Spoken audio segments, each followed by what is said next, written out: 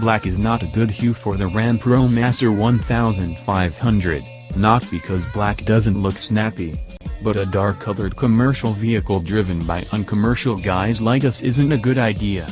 The ProMaster is intended for contractors, plumbers, and other handy people who might otherwise buy a pickup but would appreciate the security and all-weather tidiness of hauling stuff under a roof. Let's just say the sans work gear or cargo in the way back, or a prominently displayed business logo. We felt obliged to avoid schools and Chuck E. Cheese's parking lots during our test. With the midsize 136.0-inch wheelbase and high roof option, shorter and longer wheelbase versions are available. Our test van's footprint mirrored that of our long-term Ram 1500 pickup. But the Ram ProMaster 1500 has a space-saving front-wheel drive layout, and unlike the rear-drive Mercedes-Benz Sprinter, Nissan NV 2500 3500, and upcoming Ford Transit, the ProMaster has a low-load floor. The front tires are spun by Chrysler's 3.6-liter Pentastar V6, whose 280 horsepower can yank the ProMaster to 60 miles per hour in a segment-leading 8.1 seconds. The front drive layout places a majority of the ProMaster's weight over the front wheels, which will make some drivers feel more secure in poor weather, low traction situations. Commercial is as commercial does. The cockpit has the expected utilitarian look and hard plastics, although Ram, Fiat, this is a rebadged Ducato at least molded the petroleum jelly into somewhat attractive shapes. Life in our van was made more tolerable by Chrysler's Uconnect infotainment system, $350, with an AM/FM tuner, navigation, and satellite radio. Our only gripe had to do with the driving position.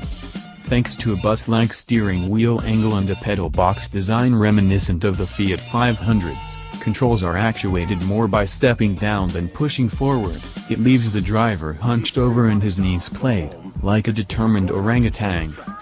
Passengers complained about the way the dashboard falls away to meet the expansive windshield, giving the sensation you could plunge through the glass, but we liked the wide-angle view out the front.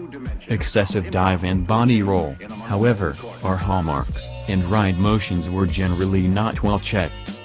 The 4,909-pound, empty, utility box took along, by car standards, 199 feet to stop from 70 miles per hour, and the numb and ultra-slow steering, 3.9 turns lock-to-lock, required constant corrections on the highway and frantic arm flailing in the city.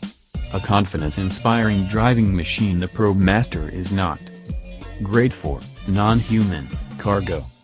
Redemption came from loading up the gargantuan 406 cubic foot cargo hold with a ton of stuff and moving that stuff from one place to another. In back, you can stand tall without bonking your head, and the low lift-over height afforded by the front drive layout makes loading and unloading a snap. Annoyingly, the unlock button on the key fob only opens the front doors, a security measure to keep unwanted cargo grabbers out. A separate button handles the rears, and the sliding side door in our test example didn't shut if closed using only the handle. Closing it fully required a second hand pushing on the rear part of the door to engage the aft latch. Our test van came only with a passenger side cargo door. Adding a driver side cargo door costs extra. Which brings us to pricing. For the $34,820 our mid-level ProMaster commanded, we'd recommend buying a nicely spec'd Nissan NV 2500 or, if your business had a really good year, stepping up to the more expensive Mercedes-Benz Sprinter. Either of those big box vans feels more planted and maneuverable, whether being driven by normal guys past school zones or to a work site.